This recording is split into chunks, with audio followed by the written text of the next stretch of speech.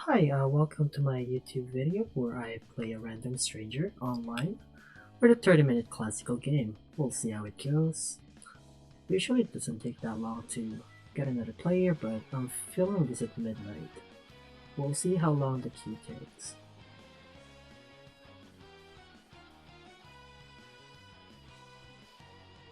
Okay, it takes a while. Okay, I'm against a 1900 Abu-Ghassan. Oh, my rating dropped at 1800? Oh, that's what I remember losing against a 2000 rated the last time. We'll fix things up. This is...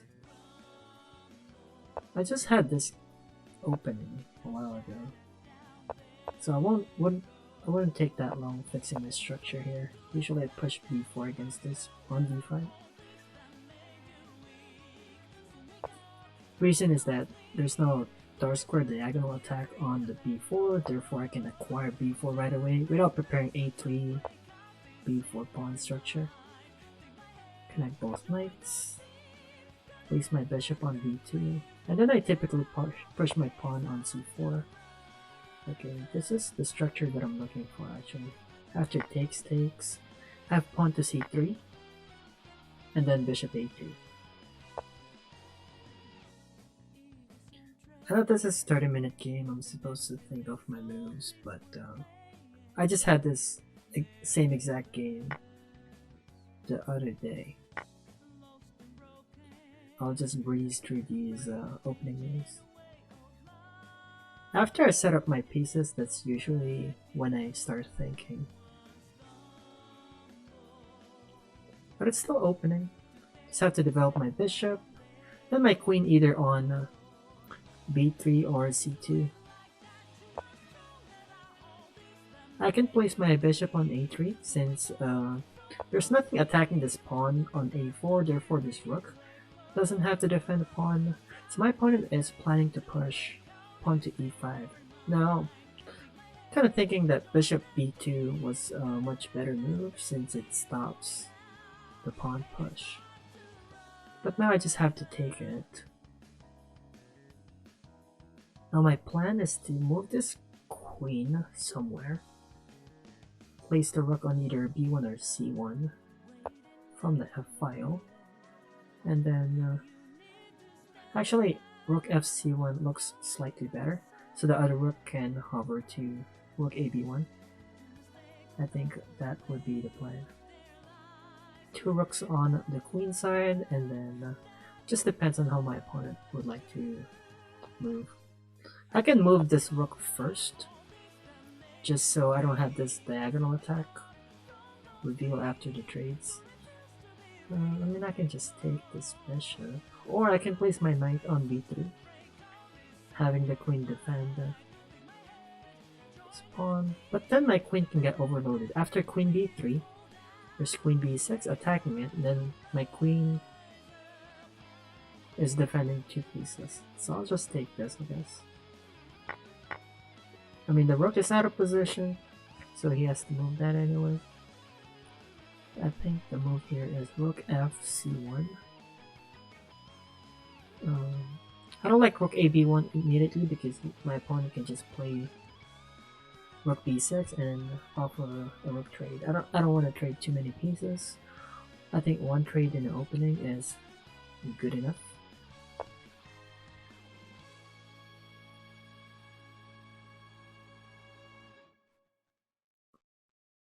If pawn push, knight takes,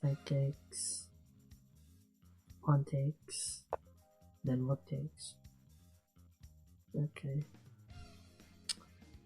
Okay, looks like I should have picked a different opening because this looks like a draw already. So after rook ab1, which is the only developing move that I'm thinking of, looks like a draw. Rook ab1, rook b6, rook takes, queen takes. Don't see how I could possibly win the game. Then I can make a quiet move like pawn to h3.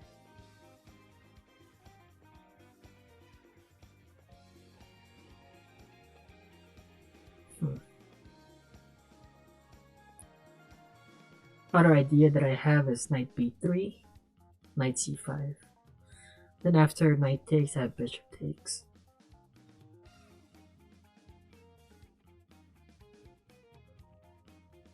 I think I should... No, because after knight b3, there's rook c8 attacking the queen. Then queen d1, so I can defend the knight on b3. Actually, I don't want to move the knight on d2, since this knight on f6 can jump towards the center. I'll make a quiet move like h3. Quiet move. Slow move.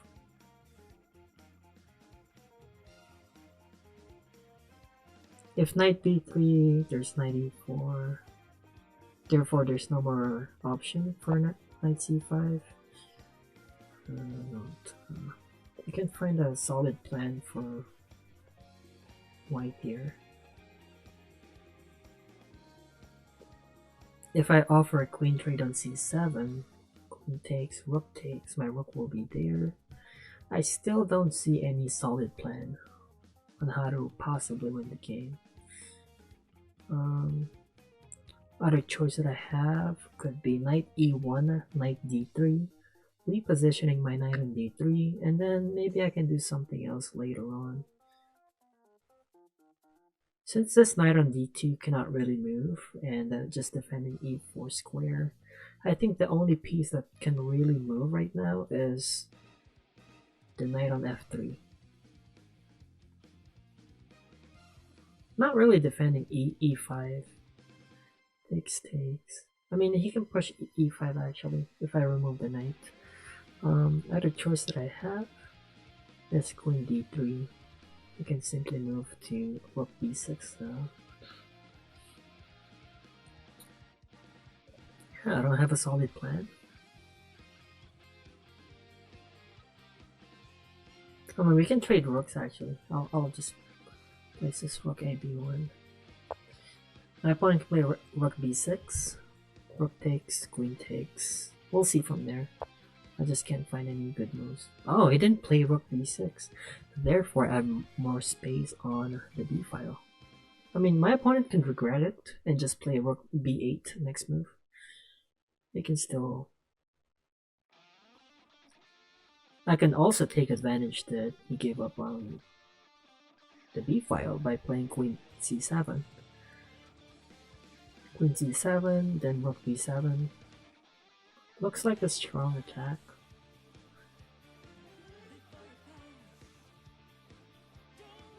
He's not supposed to do that.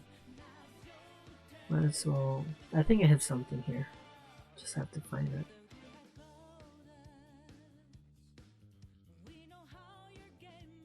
He moved instantly. I think rook b6 is still the best move for black.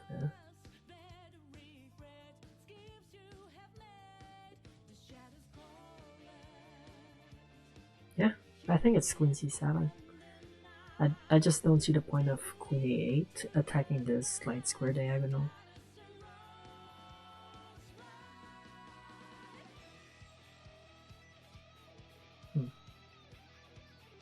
Yeah, I'll do it. I don't see any other moves. Just why I'm doing it. And then after rook b7, what could be my plan?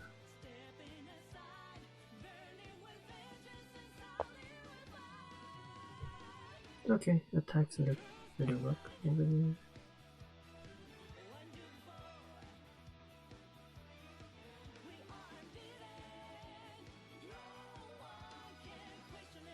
Oh, I guess I have nothing then.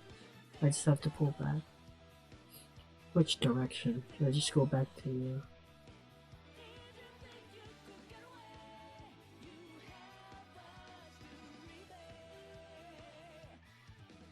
I can also play queen g3, just controlling this diagonal. Giving up on b or c file. Because I don't have anything going on b file. Although there's knight h5, he could trap my queen to the corner of h2.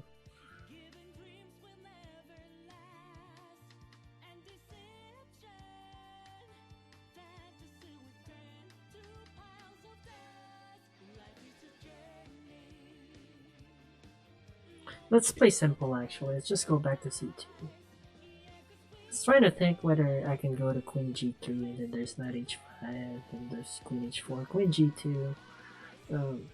My queen could lose its value of moving around.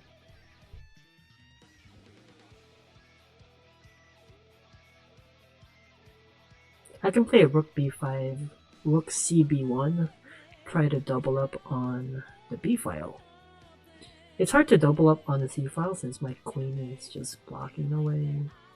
I have to double up somewhere, I think. Nothing else to do. My knight is defending. My knight on d2 is defending e4 square. Knight on f3 is defending e5 square for the pawn push. So there's not much to do with these knights. Now he's offering his fianchetto bishop for my bad bishop. I'll take that. I'll take that. This bishop isn't doing really much. I mean, it's open diagonal, but it's not doing anything. I'll exchange it for his good bishop. What he could have done is push this e5. He had this e5 chance a long time ago. He didn't do it. So let's double up on the b file. This b5 square cannot be attacked by the knight. So I think that one of my rooks can sit there. Probably another rook on cb1.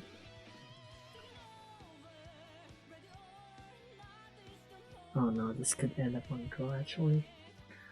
After rook cb1 takes with a rook, my opponent could play rook b7. This might end up on a draw. I can't pull back. I can back it up with rook cb1. I cannot really pull back to b1.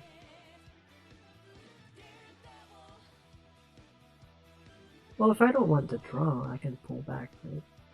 Rook b1, rook takes b1, rook takes b1, and then after rook b7, I can pull out. But then there's rook b4 in the end. So, yeah, this game looking like a draw. I might have butchered this line. I might have to change this line actually.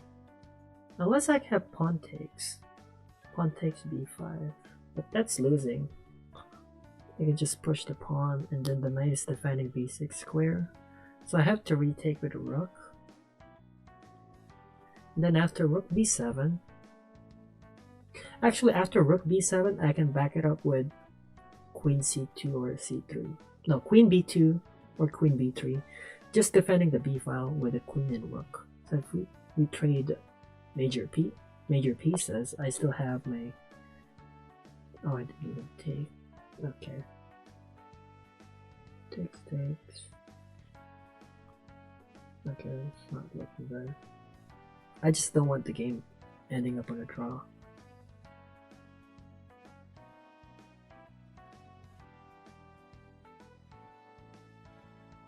I mean, I have queen c6, actually. Queen c6, takes. Queen takes b5 in the end.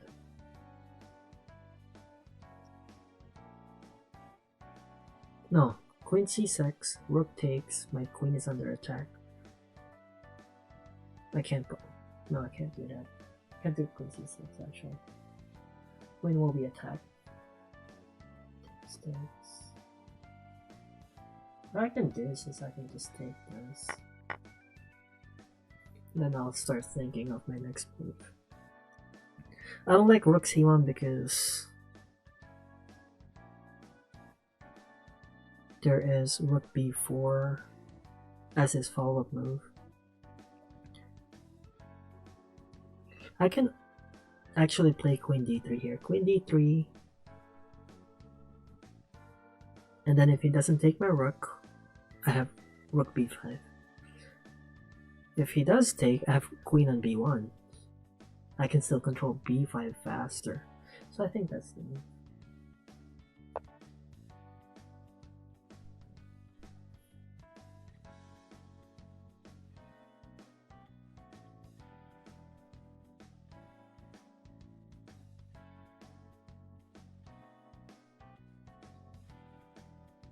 If he doesn't take, I have rook b5.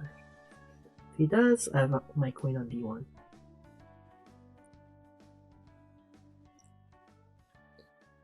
My knights have to be remain steady for the pawn push on e5 and also for knight e4. So I'm defending these squares here. If I let go of these squares, you can just acquire. Let's say my knight moves somewhere, knight jumps in. My other knight moves over, there's pawn to e5.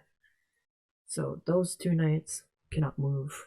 Therefore, my only players for this game are the rook and queen. If the rooks get exchanged, then it's just queen moving around. We're just having a standoff on these two knights. So now I'm thinking of playing either queen b5 or rook b5. My initial plan was rook b5, because typically if you have the Alekine gun, you have your queen on the back, because that's more valuable. So I'll place the rook in front and then the queen behind it. Either queen b1 or queen b3. Queen b1 looks more useful since I'm controlling the back rank and also the e4 square. In case my opponent jumps his knight, I still have one defender for the e4 square. Not necessarily fully defending it, but since there's also the queen on a8 attacking the e4 square, therefore, I mean, I'm just putting like a pressure on it. Okay, one of my opponent's knight just moved, attacking the pawn on a4, therefore I have to defend it with queen b3. Whoa. Is this a hanging knight? I almost moved queen b3. It's a hanging knight. I'll take it.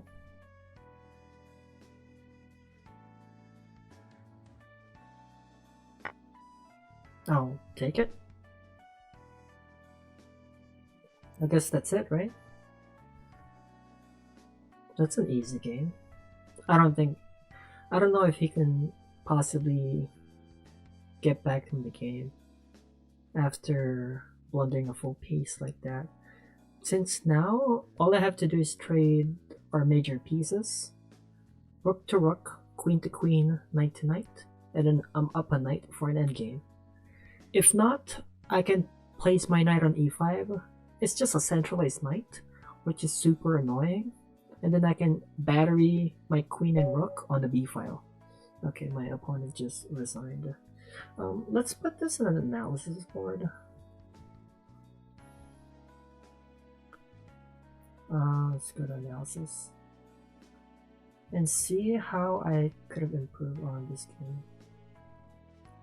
So chess.com/analysis.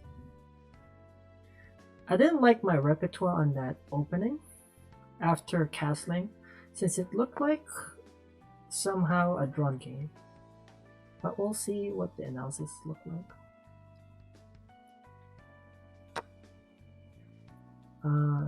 95.1 versus 90%. Okay, I'm winning at 1 point, but we'll put this on a 30 depth analysis, see how it looks like.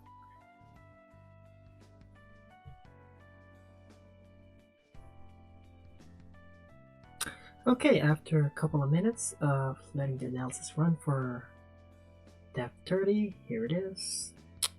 92.4 versus 93%.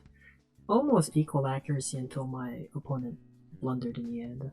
I think my opponent just played faster than he should have been. There's a lot of tensions between both knights, but he decided to move one of them. So, okay, let's see how it looks like. This opening, these are mostly book moves, so I'll breeze through all of these. Apparently, if my opponent chooses a fianchetto structure on the queen side, like a double fianchetto structure, cat on the king side and the queen side, I could have pushed pawn to b5. So pawn b5, knight bd2, bishop a3, with pawn takes. Actually, I preferred what I already have, knight bd2. Looks like it's just an alternative. I didn't see the numbers plus 0.16. It's almost the same actually. So I'll keep what I have. Here, pawn to c3. I prefer pawn to c3 because it's defending d4 and it's less exchange happening on the center. So there's an open b file already. If I push pawn to c4, most likely the pawn on d4 and c4 will be traded, and therefore there will be 3 open files. I prefer having 2 open files only. So if I push c3, pawn takes d4. There's only b and c file that are open. So I like only 2 open files instead of 3. It's easier to manage and it's straightforward on where I have to put my rooks. Obviously on b and c file if those are the open files. So that's why I prefer c3. c3 is the best, okay. Bishop a3, just making room for my rook to be on c1. It's not really attacking anything on this dark square diagonal, but it's just making a room for my rooks. Rook will be on d1 and then the other rook on c1. I don't think the order matters. Queen c2, bishop takes a6. No, it doesn't matter actually. Takes. Okay. It doesn't matter what order I put it in, as long as both rooks are on these open files. Okay, and then here, I believe... Did I play rook b5 here? So here at this point, I'm out of ideas on what to do next. Apparently rook b5 is the best, but I played queen c7 instead. My thought process on this was that my opponent was supposed to block with rook b6 here. So here rook b6, and then after takes, we just have an equal control. He has control of the b file while I have a control of the c file. Apparently that variation was better for white, so my opponent did the best move, queen a8. So here I wanted to punish that his queen left the b file, which is why I played queen c7. It turns out that my opponent can just play rook a7 and then my queen has to be pulled back. I don't like queen trades, I don't like queen c6, so it doesn't really. Let's go back a few moves. What happens after rook b5? So rook b5, bishop f8, bishop takes, rook takes, queen b2. Okay, let's do that variation instead.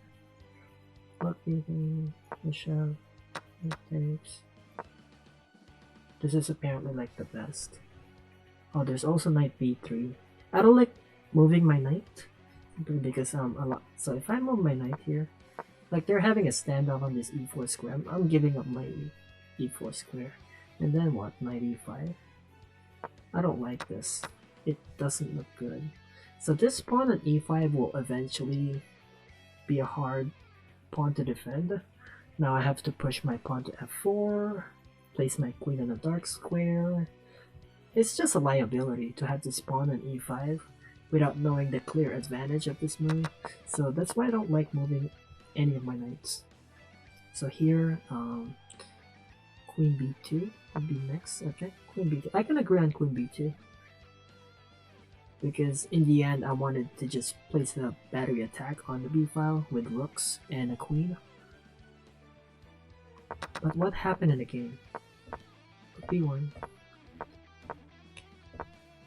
Takes. Rook there. Here I was thinking of just pulling back, but then in the end he has rook b5. I mean rook b4, controlling the b file. I'd rather control the b file rather than my opponent controlling the b file. So the best move was rook takes b8, queen takes, and then g4.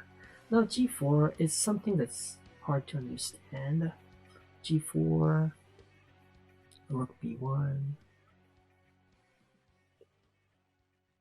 I prefer not to extend my pawns on my king side, but if it's the best move, it's something that I don't understand yet. So I'll stick with rook cb1. It's also a good move anyway. takes, and then here I was considering rook c1 just to prevent further trades, but I think I played rook b5. Oh, queen d3. Okay, so okay, point 3.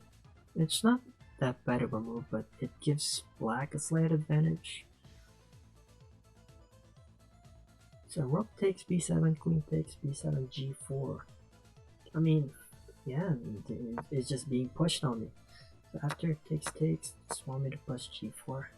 Apparently this is like endgame already, where I have to like push my pawn, centralize my king and stuff, but I'm still stuck on where to put my queen and also the tension in the center with these two knights. So apparently this is like the move that I should be doing. G4 and queen c3, g5. Oh, I have to push all the way. And then knight will be on g5. So my opponent will try to defend that. If not, well, my opponent will try to defend it with pawn to h6. If not, I can just push all the way to g5. That's hard to understand, isn't it? Like, why am I pushing my kingside pawn? Isn't that something that's like hard to defend? Okay, and then my opponent just blundered in the end. So I think my opponent played well. He has only one blunder, and then everything else is good, excellent, and best. But on my end, it's just zero inaccuracy. I mean, the game just ended on one blunder, but I think my opponent played well. What I still don't understand is why I'm pushing my g4, g5. That's something that I'll study later on what variation it will go through and what complications I should be facing when I try to push g4. So if there's only rooks and queens moving around the board and the knight is kind of stuck in the center, that's when I think I should be pushing g4. But it's something complicated. It opens up this diagonal.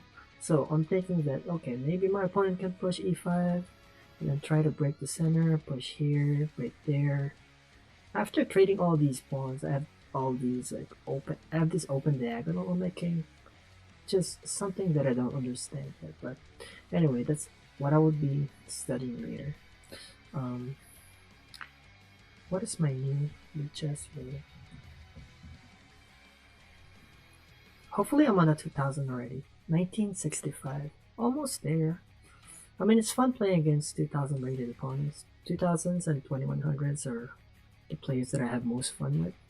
My opponent was 1900 player, which is not that bad, but I prefer playing against the 2000s. Anyways, I appreciate you guys watching my video, and I'll see you guys later. Peace out.